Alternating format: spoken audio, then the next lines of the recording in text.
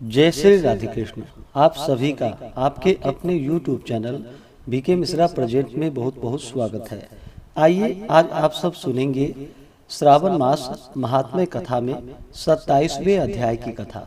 अब तक आपने पिछले अध्यायों का कथा श्रवण नहीं किया हो तो चैनल पे वीडियो अपलोड है या चैनल पे श्रावण मास महात्म्य के नाम से प्लेलिस्ट बनाया गया है। आप वहां से पिछले अध्यायों का कथा श्रवण कर सकते हैं। इस अध्याय में कर्क संक्रांति और सिंह संक्रांति में किए जाने वाले कार्यों का वर्णन किया गया है।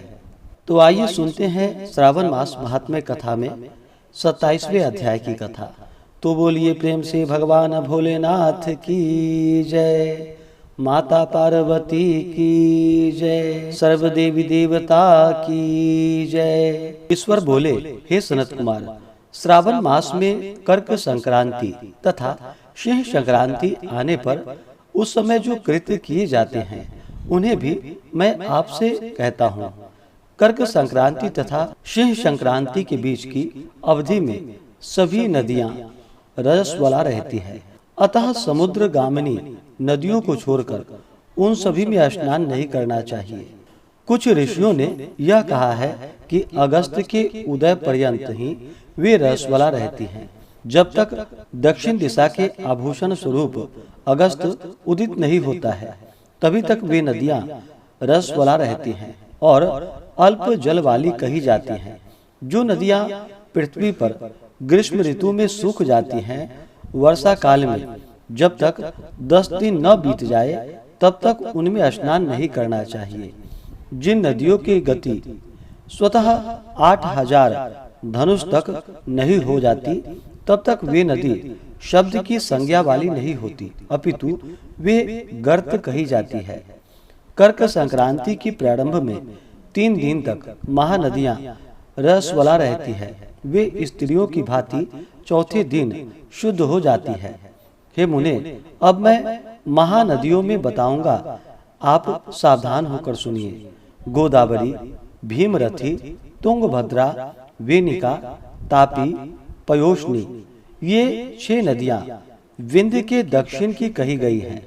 भागीरथी, नर्मदा, यमुना, सरस्वती, विशोका, वितस्ता, ये 6 नदियां विंध्य के उत्तर में कही गई हैं। ये 12 महानदियां देवर्षि क्षेत्र से उत्पन्न हुए हैं। हे मुने, देविका, कावेरी, वंजरा, कृष्णा, ये महानदियां कर्क संक्रमण में प्रारंभ में 1 दिन तक रसवला रहती हैं।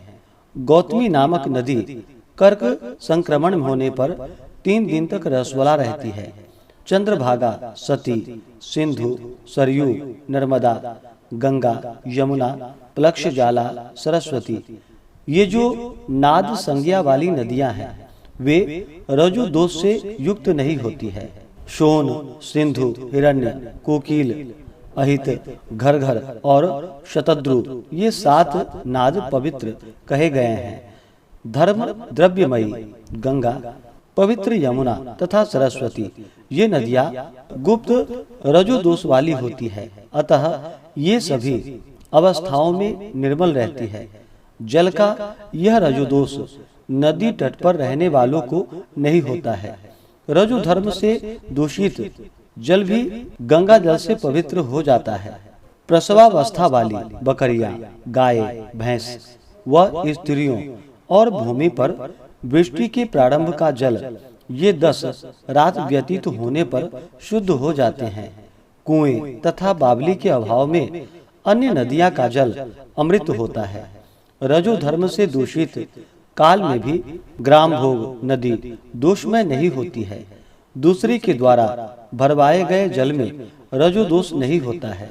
उपाकर्म में, उत्सर्ग कृत्य में, प्रातः काल के स्नान में, विपत्तियों में, सूर्य ग्रहण काल में तथा चंद्र ग्रहण काल में रजो दोष नहीं होता है। हे सनत कुमार, अब मैं सिंह संक्रांति में गो प्रसव के विषय में कहूँगा।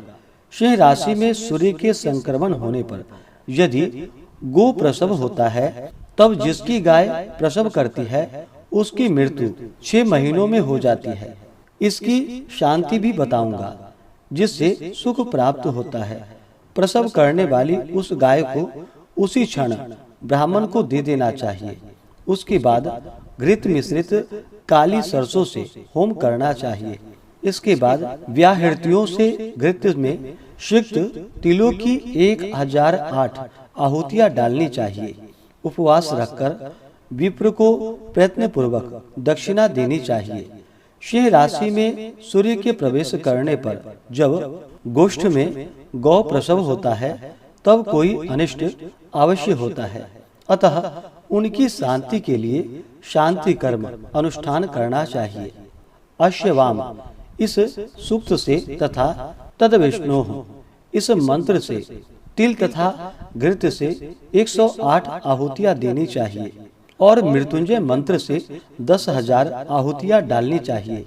उसके बाद श्री सूक्त से अथवा शांति सूक्त से स्नान कराना चाहिए। इस प्रकार किए गए विधान से कभी भी भय नहीं होता है। इसी प्रकार यदि श्रावण मास में घोड़ी दिन में प्रसव करे तो इसके लिए भी शांति कर्म करना चाहिए। उसके बाद दोष नष्ट हो जाते हैं। हे सनत कुमार, अब मैं कर्क संक्रांति में, शिव संक्रांति में तथा श्रावण मास में किए जाने वाले शुभप्रद दान का वर्णन करता हूँ। सूर्य के कर्क राशि में स्थित होने पर घृत धेनु का दान तथा सिंह राशि में स्थित होने पर स्वर्ण सहित छत्र का दान श्रेष्ठ कहा जाता है तथा श्रावण मास में दान अति श्रेष्ठ फल देने वाला कहा गया है। भगवान श्रीधर की प्रसन्नता के लिए श्रावण मास में घृत कुंभ, घृत धेनु तथा फल विद्वान ब्राह्मण को प्रदान करना चाहिए। मेरी प्रसन्नता के लिए श्रावण मास में किए गए दान अन्य मासों के दानों की अपेक्षा अधिक फल, अक्षय फल देने वाले होते हैं। 12 महीनों में उसके समान अन्य मास मुझको प्रिय नहीं है। जब श्रावण मास आने को होता है तब मैं उसकी प्रतीक्षा करता हूँ। जो मनुष्य इस मास में व्रत करता है वह मुझे परम प्रिय होता है, क्योंकि चंद्रमा ब्राह्मणों के राजा हैं, सूर्य सभी के प्रत्यक्ष देवता हैं। ये दोनों मेरे नेत्र हैं। कर्क तथा सिंह की दोनों संक्रांतियां जिस मास में पड़े उससे बढ़कर किसका महात्म्य होगा। जो मनुष्य इस श्रावण मास में पूरे महीने प्रातः काल स्नान करता है वह 12 महीने के प्रातः स्नान का फल प्राप्त करता है। यदि मनुष्य श्रावण मास में प्रातः स्नान नहीं करता है तो 12 महीने में किए गए उसके स्नान का फल निष्फल हो जाता है। हे महादेव, हे दया सिंधे, मैं श्रावण मास में उषा काल में प्रातः स्नान करूंगा। हे प्रभु, मुझे विघ्न रहित कीजिए।